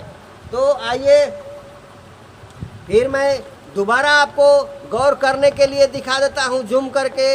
ये जो राम के मुकुट में जो देखिए स्पष्ट रूप से दिख रहा है, ये जिस प्रकार से इसमें सिंह का चिन्ह लगा हुआ है, ये जो है असुर राक्षस जिसको कहते हैं दुर्गा जी से लड़ाई होता है शुंभ निशुंभ, और जो है महिषासुर आदि आदि जिसको कहते हैं, वो उनके सिंह का मुकुट में ये सिंह का मुकुट में सिंह निकला हुआ है और अंदर भी सिंह का चिन्ह बना हुआ है। उसी तरह से जो राम है उनके मुकुट के अंदर ये जो है आपको सिंह का प्रतीक चिन्ह बना हुआ है। ये जूम करने से स्पष्ट रूप से आ जाता है। वैसे ही जैसे पशुपतिनाथ के जो है ये सिर पर जो है आपको सिंह का मुकुट बना हुआ है, उसी तरह से राम के मुकुट के अंदर जो है सिंह का प्रतीक चिन्ह लगा हुआ है। तो आइए इसको मैं जूम करते हुए आपको फिर से दिखा देता हूँ। ये स्पष्ट रूप से जाहिर होता है। ये जो है आपको सिंह का मुकुट, ये राम के मुकुट में ये सिंह का चिन्ह लगा हुआ है। मैंने यहाँ आपको स्पष्ट के लिए लिख भी दिया है। और ये जो है पशुपतिनाथ जो ये लिपि जो लिखा हुआ है, इनके सिर पर जो है सिंह का मुकुट लगा हुआ है। और ये जो है आदिवासियों का ट्रेडमार्क है, जो सिंह के चिन्ह से वो आज भी इसको अपना प्रतीक चिन्ह मानते हैं। और ये जो नीचे जो है आपका महिषासुर और जो है आपका शुंभ निशुंभ की जो कहानी आप देखते हैं असुर राक्षस का, उसके माथे पर भी सिंह का मुकुट लगा हुआ है। यानी जो है ये लोग एक ही संस्कृति के लोग, एक ही सम संस्कृति के लोग थे जिनके सिर पर मुकुट लगा हुआ था। तो ये देखिए, मैं बार बार कई जगह जो है आपको तस्वीर को जूम करके दिखा रहा हूँ। ये जो है आपके सिर पर ये राम का मुकुट में सिंह का चिन्ह लगा हुआ है। और ये जो यहाँ लिख दिया हूँ आपको सुविधा के लिए, ये आदिवासियों के शंकर जी हैं जिनके माथे पर सिंह का मुकुट लगा हुआ है। और ये जो है आपको जो है यहाँ भी देखिए, ये सिंह का मुकुट लगा हुआ है, आदिवासियों के जो शंकर जी हैं। और ये जो है आपका खुदाई में जो मिलता है वो जो प्रतीक चिन्ह जो पद्मासन में बैठे हुए, ये जिसको कि आप पशुपतिनाथ बताते हैं, जिसको आप शिव मान करके पूजा करते हैं, उसके भी माथे पर सिंह का मुकुट लगा हुआ है। और ये भी जो है आदिवासियों का सिंह वाला त्रिंडम है, जो उसको प्रतीक चिन्ह अपना आदर्श बना करके चलते हैं। तो ये गौर करने वाली चीज़ ये है कि सब में समानता है। ये सिर पर सिंह का मुकुट ये लगा हुआ है, स्पष्ट रूप से आप इसको देख लीजिए। और इसको जो है आपको मैं बड़ा करके दिखा देता हूँ। ये जो आपको दिखाया, ये जो खुदाई में मिलता है सिंधु सभ्यता के खुदाई में, ये जो सिंह का मुकुट ये बना हुआ लगता है। ये जो है आपको मैं बार बार दिखा देता हूँ, आप स्पष्ट रूप से देख लीजिए। ये बड़ा करके ये सिंह का मुकुट, ये पशुपतिनाथ जिसको आप कहते हैं, ये जो है उनके माथे पर सिंह का मुकुट लगा हुआ है। तो आगे जो है आपको मैंने इसको दिखा दिया, ये सिर का सिंह का मुकुट लगा हुआ है। तमाम उदाहरण के द्वारा जो है आपको मैंने इसको दिखा दिया। इसको ध्यान में रखिए, मैं फटाफट आगे बढ़ रहा हूँ। और ये जो है देखिए, आप जिसको रावण कहते हैं, आदिवासी अपने रावण को आदर्श मानते हैं, इसके भी माथे पर सिंह का मुकुट लगा हुआ है। और ये आदिवासियों का ये प्रतीक चिन्ह है जो सिंह से बना हुआ है, सिंह का प्रतीक चिन्ह ये बना हुआ है। तो आइए अब जो है ये आदिवासी हैं जो भारत में सैनिक है, इनके भी माथे पर जब 26 जनवरी को जुलूस निकलता है तो ये लोग पहनते हैं, इनके भी माथे पर सिंह का मुकुट लगा हुआ है। स्पष्ट रूप से आप देखिए, ये जिंदा हालात में मिजोरम के सैनिक हैं जो कि आदिवासी सैनिक है, इनके भी माथे पर सिंह का मुकुट लगा हुआ है। ये परंपरा आज भी जिंदा है। ये देखिए, ये जो है रक्त बीज, ये जो है रक्त बीज और जो है महिषासुर जिसको आप राक्षस कहते हैं, उसके भी सिर पर मुकुट में सिंह का मुकुट में सिंह निकला हुआ है। ये लोग वही श्रमण संस्कृति के लोग थे जो कि आप इसको स्पष्ट रूप से देखिए, ऐसे ये सिंह का मुकुट लगा हुआ है। और मुकुट में सिंह पहनने की परंपरा जिसको असुर राक्षस कहा जाता था, वो भी वो अपना पहना करते थे। यानी सिंधु सभ्यता के लोग और असुर राक्षस के लोग, ये दोनों एक ही परंपरा के लोग थे। यानी भारत मूल निवासियों को ही असुर राक्षस कहने का काम किया गया। आप स्पष्ट रूप से इसको देखिए, स्पष्ट रूप से इन असुर राक्षस के सैनिक हैं, इनके भी माथे पर मुकुट में सिंह वाला मुकुट पहने हुए हैं। आप स्पष्ट रूप से इसको देखिए, जो सिंह का मुकुट पहने हुए ये सिंधु सभ्यता की खुदाई में मिलता है, जिसको पशुपतिनाथ कह करके आप शिव जी के रूप में पूजा करते हैं। और ये जो है असुर सैनिकों का, जो असुर राक्षस के सैनिक हैं जो दुर्गा जी से लड़ने के लिए उद्यत होकर के जा रहे हैं, उनके माथे पर सिंह का मुकुट बना हुआ है। ये सारे चीज़ जो है देखिए, ये सारे चीज़ जो है ये दुर्गा कत्ल करती है। वो रक्त बीज का या जो है दुर्गा कत्ल करती है, और इनके सिर पर जो मूड़ी है उसके भी सिंह का मुकुट लगा हुआ है, और ये देखिए ये सिंह निकला हुआ है। और ये जो है ये सारे चीज़ें इस बात को बोध करते हैं कि भारत मूल निवासी को ही ये असुर राक्षस दिखाने का काम किया गया, और उसको सिंह का मुकुट पहनने वाले लोग ये देखिए स्पष्ट रूप से सिंह का मुकुट पहने हुए हैं। ये रक्त बीज का है और ये उनके सैनिकों का है, और ये जो काली मूड़ी जो काट दिया है रक्त बीज का, उसके भी माथे पर सिंह का मुकुट लगा हुआ है। तो स्पष्ट रूप से आप देखिए, फिर मैं आगे विश्लेषण में बढ़ता हूँ। ये उसी का तस्वीर जो है, बड़ा सा तस्वीर है, ये सिंह का मुकुट बना हुआ है, और इसके अंदर भी देखिए मुकुट के अंदर भी सिंह का चिन्ह बना हुआ है। ये जानवर का मूड़ी बना करके ये सिंह का चिन्ह बना हुआ है, उसी तरीके से जैसा कि आपको राम के तस्वीर में सिंह का मुकुट देखने को मिला। तो दोस्तों इस तरह से जो है मैंने आपको दिखाने का प्रयास किया और जो है समझाने का प्रयास किया। अब जो है मैं आपको उस बात की ओर ले चलता हूँ कि अब तक जो निचोड़ निकला, ये जो स्पष्ट रूप से हुआ कि जो है वाल्मीकि ने रामायण को नहीं लिखा। जो हमारे पास जो मार्केट में चाहे गीता प्रेस गोरखपुर का हो या कोई अन्य प्रेस का हो, जो ब्राह्मण संपादन करते हैं, वो रामायण महाभारत जो भी ग्रंथ है संस्कृत श्लोक वाला जिसमें हिंदी वर्णमाला का उपयोग किया गया है, वो गुप्त काल के बाद में लिखा गया है, और उसमें नाम राइटर जो है वाल्मीकि जैसे विद्वानों को बना दिया गया है। दूसरा बिंदु ये है, यानी जो है ये रामायण की कहानी से और राम का जो अस्तित्व है, जो सिंधु सभ्यता के बाद में सिंधु सभ्यता कालीन जा कर के टिकता है, आज से 6-7 हज़ार बरस पहले, वो उसका संबंध रामायण की कहानी से नहीं है। बिल्कुल रामायण जो है काल्पनिक लिखी गई है, कपोल कल्पित लिखी गई है, और भारतीय मूल निवासियों को जो सिंह का मुकुट पहना करते थे, जैसा कि आपने दिखाया, सिंह का मुकुट पहनने की परंपरा उनमें आज भी जिंदा है, गोंडी आदिवासियों में भी, और उनके जो देवता प्रतीक हैं उनमें भी सारे चीज़ों को मैंने दिखाया। तो भारत मूल निवासियों को असुर राक्षस घोषित करने के लिए और भारत मूल निवासियों को ओबीसी SC को गुलाम बनाने के लिए और उनके अधिकारों को हनन करने के लिए इतना बड़ा फ्रॉड ब्राह्मण विद्वानों ने किया। बाद में 5वीं सदी के बाद ये ग्रंथों को लिखा और राइटर बना दिया वाल्मीकि जैसे लोगों को।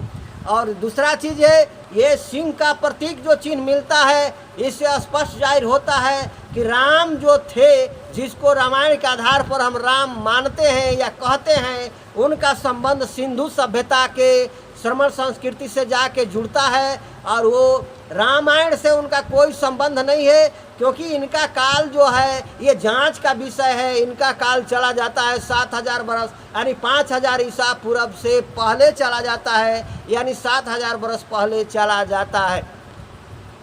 और इनके माथे में आपको बार बार दिखाया कि सिंह का प्रतीक चिन्ह वो लगा हुआ है, और आदिवासियों में सिंह का प्रतीक चिन्ह है, और जो है पशुपतिनाथ का जो तस्वीरें मिलती है, वो जो आपको सिंह का प्रतीक चिन्ह, ये सिंह की प्रतीक चिन्ह लगाने का सिर पर वो परंपरा है। और दूसरा चीज़ यह है कि वो लिपि जो लिखा हुआ है, वो सिंधु सभ्यता की जो लिपि है, दोनों एक समान है, यानी सिंधु सभ्यता के लिपि में लिखा गया है। तो ये स्पष्ट जाहिर होता है कि जो है सिंधु सभ्यता के लिपि में लिखा गया है। यह स्पष्ट जाहिर होता है कि जिसको हम राम लक्ष्मण सीता के रूप में जानते हैं रामायण के आधार पर, जो लोग सिंधु सभ्यता के लोग जो जानते थे उनको, वो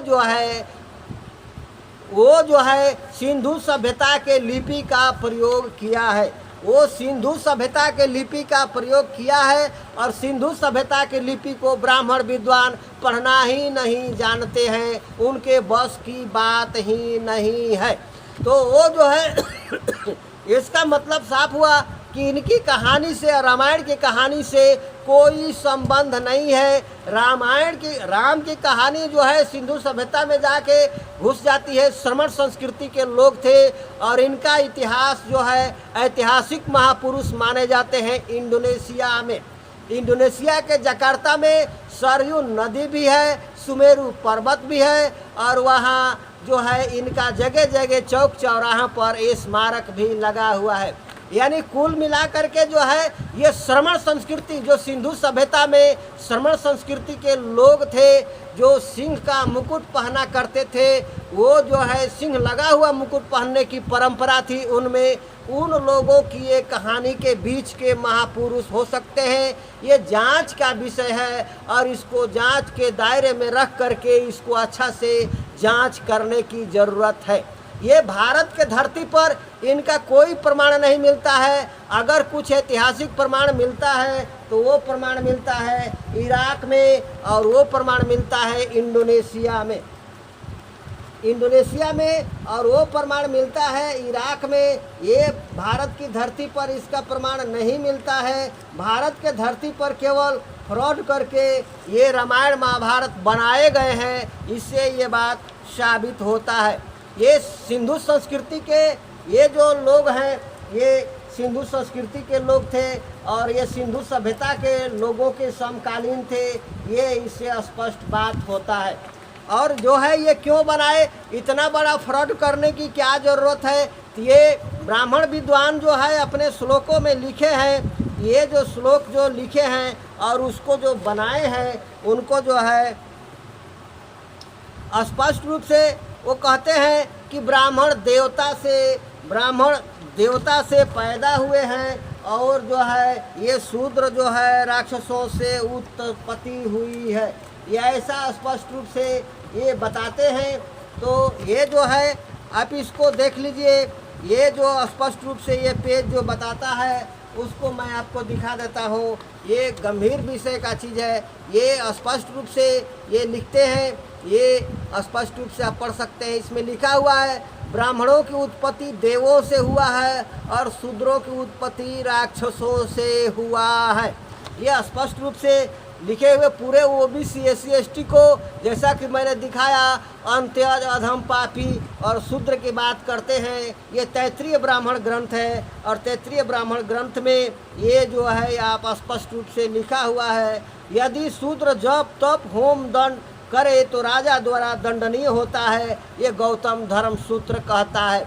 इससे स्पष्ट जाहिर हो गया, आखिर जो है स्पष्ट जाहिर हो गया कि भारत मूल निवासियों जो कि आज के OBC SC ST बैकवर्ड दलित लोग हैं, उनको उनके अधिकारों को छीनने के लिए और वर्ण व्यवस्था को जायज़ बताने के लिए इन ब्राह्मण विद्वानों ने अपने धर्म ग्रंथों की रचना की गुप्त काल के बाद और उसमें हिंदी देवनागरी लिपि का वर्णन किया, हिंदी देवनागरी वर्णमाला का इस्तेमाल किया और उसमें पूरे भारत मूल निवासियों को असुर राक्षस शूद्र कहने का काम किया और उसको अपराधी और खलनायक और नीच अधम पापी बताने का काम किया।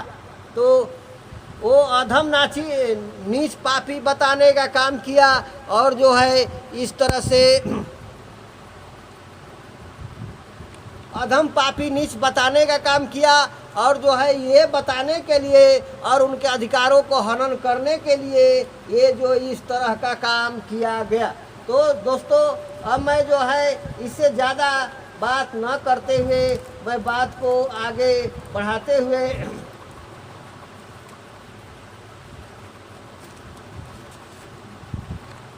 तो आइए मैं एक चीज़ और दिखा देता हूँ, अगर मिल जाता है तो।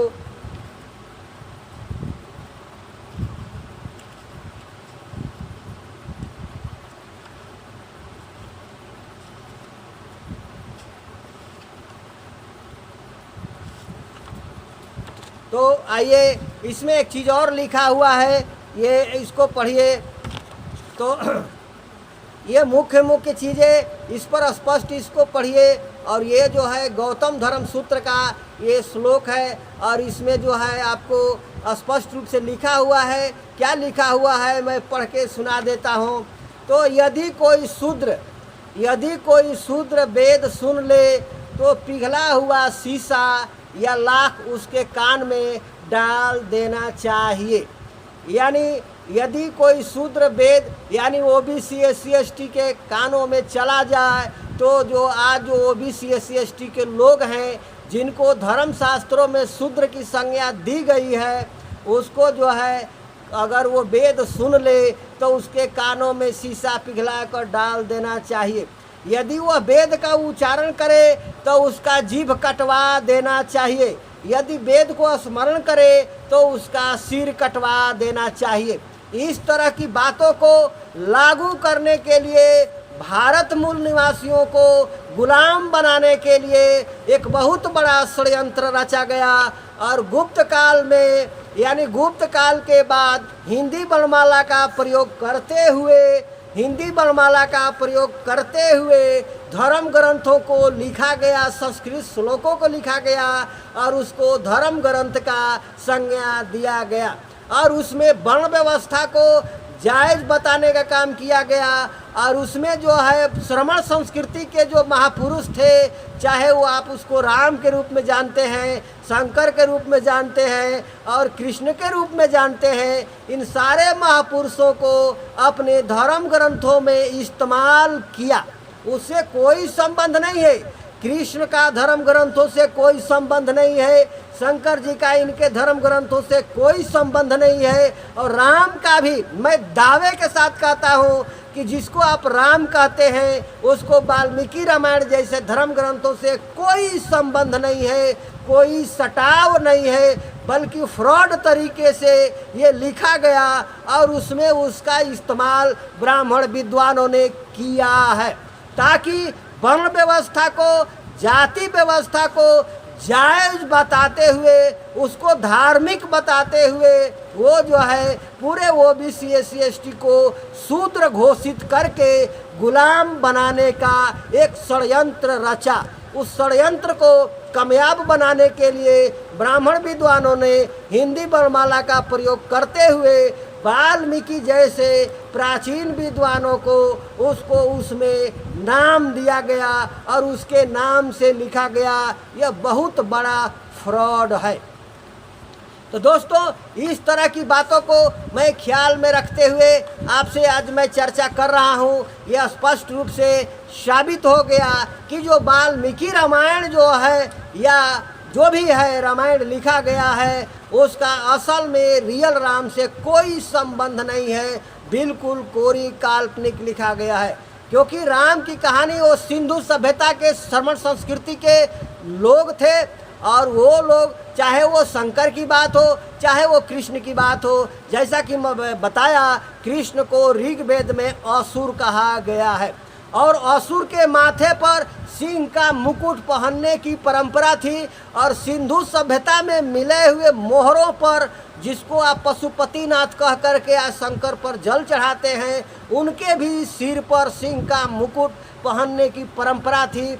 और आदिवासियों को दिखाया, गोंडी आदिवासियों को दिखाया, उनके भी परंपरा में सिंह का मुकुट पहनने की परंपरा आज भी जिंदा है। और जो है ये राम के मुकुट में भी आपको दिखाया कि सिंह का प्रतीक लगा हुआ है, यानी वो राम जिसको हम कहते हैं रामायण के आधार पर, वो राम का संबंध रामायण से नहीं है बल्कि सिंधु सभ्यता के बसाने वाले लोगों से जो सिंह का प्रतीक लगा करके अपना चलते थे या मुकुट में लगाते थे, उनसे वो संबंध है। उनकी कहानी कुछ अलग हो सकती है, ये जांच का विषय है, ये खोज का विषय है। इसको खोजने की ज़रूरत है और उसको गहरा अध्ययन करने की ज़रूरत है। ये रामायण से जोड़ करके जो लोग ये प्रचार करते हैं, ये झूठा प्रचार करते हैं, वह एक षड्यंत्र का हिस्सा है, केवल यह बताने के लिए कि उनकी वर्ण व्यवस्था, वैदिक व्यवस्था जायज़ है। रामायण में जो यह दिखाया गया है कि राम अपने गुरुओं से चारों वेद को पढ़ते हैं और वो वेद पुराण को पढ़ते हैं, ये सारी बातें झूठ साबित होती है क्योंकि रामायण की कहानी से उस राम का कोई संबंध नहीं है। क्योंकि राम को जानने वाले लोगों ने सिंधु सभ्यता का लिपि का प्रयोग किया है, जो ब्राह्मण विद्वान पढ़ना ही नहीं जानते हैं उसमें कहीं भी हिंदी वर्णमाला का प्रयोग नहीं हुआ है।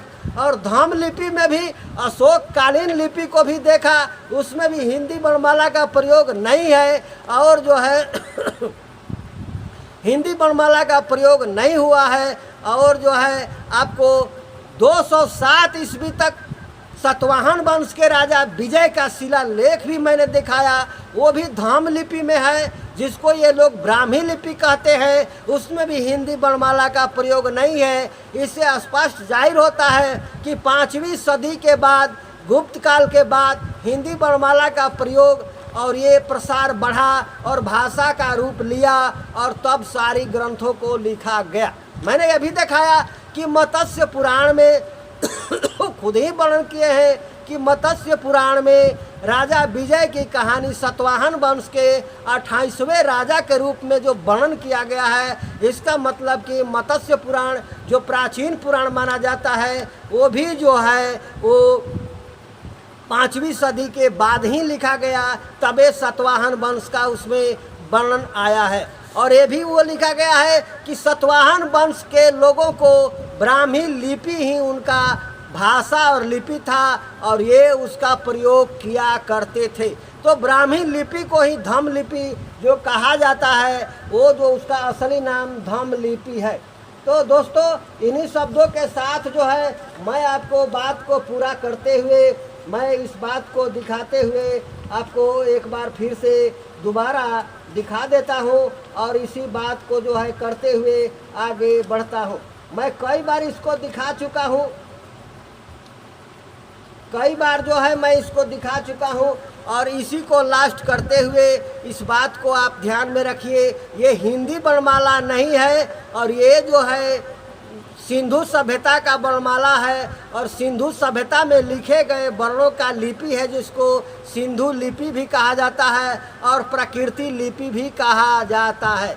और इनके मुकुट में ये सिंह का प्रतीक चिन्ह बना हुआ है, जो मैं जूम करके दिखाया। इसका मतलब है कि जो राम की जो कहानी है, जिसको रामायण के आधार पर हम राम लक्ष्मण सीता के रूप में जानते हैं, उनकी कहानी सिंधु सभ्यता के कालीन में चला जाता है। और वो कहानी, ये वाल्मीकि रामायण जो लिखा गया, वो गुप्त काल के बाद में ब्राह्मण विद्वानों ने लिखा और उसको वाल्मीकि को राइटर बना दिया। ये सबसे बड़ा फ्रॉड हुआ। तो फ्रॉड क्यों हुआ? फ्रॉड करने वाले लोगों की मनसा में पाप था, मनसा उनका सही नहीं था, वो खुद सामने नहीं आना चाहते थे। आपके लोगों को, भारत मूल निवासियों को गुमराह करने के लिए यो राम के कहानी को घसीट दिया, ताकि वैदिक व्यवस्था को जायज बताया जाए। रामायण में प्रमुख रूप से यह दिखाया गया है कि वाल्मीकि रामायण में कि अपने विश्वामित्र और वशिष्ठ जैसे गुरुओं से चारों वेद को पढ़ते हैं, ये दिखाने का काम किया गया है। और वर्ण व्यवस्था को जायज बताते हुए लास्ट में शंभुक का कत्ल राम से करवा देते हैं। ये वर्ण व्यवस्था को जायज बताने के लिए ऐसा इन्होंने घसीटा, और घसीट करके जो है वो कहानी लिखने का काम किया। ये बहुत बड़ा षड्यंत्र था। राम के कहानी से और वाल्मीकि रामायण की कहानी से कोई सटाव नहीं है, कोई संबंध नहीं है। ये फर्जी किया गया, ये फ्रॉड किया गया। भारत मूल निवासियों को गुलाम बनाने के लिए ये षड्यंत्र किया गया, और ये बहुत बड़ा षड्यंत्र पर खुलासा है। तो दोस्तों, इसी तरह से मैंने ये भी देखा, आप कृष्ण को देखिए या किसी को देखिए, मैं ज़्यादा विषय पर नहीं जाता हूँ, वो धर्म शास्त्रों में वर्ण व्यवस्था को ही धर्म माना गया है, और वर्ण व्यवस्था को मानने वाले को ही धार्मिक कहा गया है। और राजाओं को आदेश दिया गया है कि जो वर्ण व्यवस्था का उल्लंघन करता है वो अधार्मिक है, वो असुर और राक्षस है, उसको कत्लेआम करने का आदेश दिया गया है। जैसा वाल्मीकि रामायण में शंभु का कत्ल राम इसलिए कर देते हैं कि वो शूद्र कुल में उत्पन्न होकर तपस्या करता था। ये इस बात का प्रमाण है कि वैदिक व्यवस्था और वर्ण व्यवस्था में जिसको पूरे भारत मूल निवासी को 90% लोगों को, ओबीसी SC ST के लोगों को शूद्र घोषित किया गया, उसको योग तपस्या करने और पढ़ने लिखने का अधिकार नहीं था। अगर वो वर्ण व्यवस्था का उल्लंघन करके वो पढ़ने लिखने और योग तपस्या करने का काम करता है तो उसको सिर कलम कर दिया जाना चाहिए, जैसा कि ये वेदों में आदेश दिया गया है गौतम धर्म सूत्र में। इसको मैं दोबारा पढ़ के सुना देता हूँ, इससे स्पष्ट जाहिर हो जाता है कि यदि कोई शूद्र वेद सुन ले तो पिघला हुआ शीशा लाख उसके कान में डाल देना चाहिए। यदि वह वेद का उच्चारण करे तो जुभ उसका कटवा देना चाहिए, और वेद का स्मरण करे तो उसकी गर्दन कटवा देनी चाहिए। ऐसा गौतम धर्म सूत्र में आदेश है। ये इस तरह का आदेश जारी करके भारत मूल निवासियों को गुलाम बनाने के लिए, उनके अधिकारों को छीनने के लिए और उनको नीच अधम पापी बताने के लिए एक षड्यंत्र के तहत, एक फ्रॉड के तहत संस्कृत श्लोक और हिंदी देवनागरी का उपयोग करते हुए ये जो है धर्म ग्रंथों की रचना की गई, और ये एक बहुत बड़ा षड्यंत्र है। तो दोस्तों, इन्हीं शब्दों के साथ जो है ये मामला स्पष्ट हो गया आज के विचारों से, आकि वाल्मीकि रामायण जो मार्केट में, चाहे वो गीता प्रेस गोरखपुर का हो या किसी भी प्रेस का हो, जिसका संपादन ब्राह्मण विद्वान करते हैं और ब्राह्मण ट्रस्ट करता है, वो एक बिल्कुल फर्जी है, फ्रॉड है। वो वाल्मीकि द्वारा लिखा हुआ नहीं है, बल्कि ब्राह्मणों द्वारा लिखा हुआ है और राइटर बनाया गया है वाल्मीकि को। तो ये जो है स्पष्ट रूप से जाहिर होता है। दूसरा बिंदु ये साबित हो गया कि जो है जिसको हम राम के रूप में जानते हैं, उनका कहानी वो सिंधु सभ्यता कालीन में जो सिंह का मुकुट पहना करते थे, या सिंह के मुकुट, सिंह लगा हुआ मुकुट का प्रतीक चिन्ह बना करके अपने मुकुट में पहना करते थे, जिसको इन्होंने असुर राक्षस घोषित किया हुआ भारत मूल निवासियों का, उस श्रमण संस्कृति से जुड़े हुए राम लक्ष्मण आदि लोग थे। आपको यह भी दिखाया कि कृष्ण को भी असुर कहा गया है, और ये भी दिखाया कि जिसको आप शंकर कहते हैं, वो ज़मीन में जो मिलता है खुदाई में, उनके भी माथे पर सिंह का मुकुट लगा हुआ है। तो इस तरह से जो है सिंह का मुकुट लगा हुआ है। तो इस तरह से जो है आपको मैंने दिखाने का काम किया। ये जो है ये सिंह का मुकुट लगा हुआ है स्पष्ट रूप से। तो ये जो है आपको ये जाहिर होता है कि जो देवासुर संग्राम में जो असुर राक्षस जिसको घोषित किया गया है, जिसको खलनायक बताया गया है, वो जो है भारत मूल निवासी ही थे और सिंधु सभ्यता को बसाने वाले और ओबीसी SC ST के वो पूर्वज थे, जिनको इन्होंने खलनायक बताया, राजाओं और महाराजाओं को असुर राक्षस बताया और आम जनता को शूद्र बना करके अधिकार छीनने का काम किया। यानी ये लोग वैदिक व्यवस्था को और वेदों में वर्ण व्यवस्था को जायज़ ठहराने के लिए एक फ्रॉड तरीके से अपने ग्रंथों की रचना की, संस्कृत श्लोकों को रचना किया और उसको धर्म ग्रंथ होने का संज्ञा दिया। वो धर्म ग्रंथ नहीं है, बल्कि भारत मूल निवासियों पर एक हमला करने का, एक आक्रमण करने का उनका षड्यंत्र है और उनको गुलाम बनाने का षड्यंत्र है। इस बात से आप अवगत होइए। यह स्पष्ट जाहिर हो गया कि जो है ये राम की कहानी जो है, जो वाल्मीकि रामायण द्वारा दिखाया जाता है, कहा जाता है, वो वाल्मीकि का लिखा हुआ नहीं है। तो वाल्मीकि ने क्या लिखा, ये जांच का विषय है। जब तक हम सिंधु सभ्यता के लिपि का नहीं पढ़ते हैं, या इंडोनेशिया में जो है राम को ऐतिहासिक महापुरुष माना जाता है, वहाँ का अध्ययन जब तक नहीं करते हैं, तब तक इसका खुलासा होना ये रहस्य बना हुआ है। और ये इस रहस्य को खुलासा करने के लिए अभी खोजबीन जांच करने की ज़रूरत है। इतना बात तय हो गया कि जो है वाल्मीकि रामायण जैसे और मत्स्य पुराण जैसे जो भी काव्य और महापुराण है, ये जो है फर्जी तरीके से, फ्रॉड तरीके से ब्राह्मण विद्वानों द्वारा लिखा हुआ ग्रंथ है, और उसमें जो है वर्ण व्यवस्था को जायज़ ठहराने के लिए शंकर, कृष्ण और जो है राम आदि को घसीट करके उसमें इस्तेमाल किया गया है, उससे उनका इन महापुरुषों का कोई संबंध नहीं है। तो इन शब्दों के साथ जो है मैं आपको बात कहते हुए अपनी बात को विराम देता हूँ। अपना ख्याल रखिए। हमेशा भारत मूल निवासी चैनल जो है नए नए उन प्रमाणों के साथ खुलासा करता है ताकि जो आप गुमराह हैं उसको अच्छा से जानकारी करें और अपनी समझदारी को बढ़ाएं और इनके द्वारा किए जा रहे षड्यंत्रों को समझे और फ्रॉड को समझे। ये बहुत बड़ा फ्रॉड का खुलासा है। अभी तक जो आप जानते थे और आपको जो प्रवचनों में बड़े बड़े प्रोग्राम करके ये बताया जाता था वो राम की कहानी, वो बिल्कुल फ्रॉड है। वो ब्राह्मण विद्वानों द्वारा लिखा हुआ वाल्मीकि के नाम पर वो कहानी है, वो बिल्कुल फ्रॉड है। मैं इसको घोषणा करता हूँ और जो है आपको दिखा दिया स्पष्ट रूप से। इन्हीं शब्दों के साथ आप जो है आप देखिए, समझिए और ज़्यादा से ज़्यादा लोगों तक पहुँचाने का काम करिए। अपना ख्याल रखिए। धन्यवाद।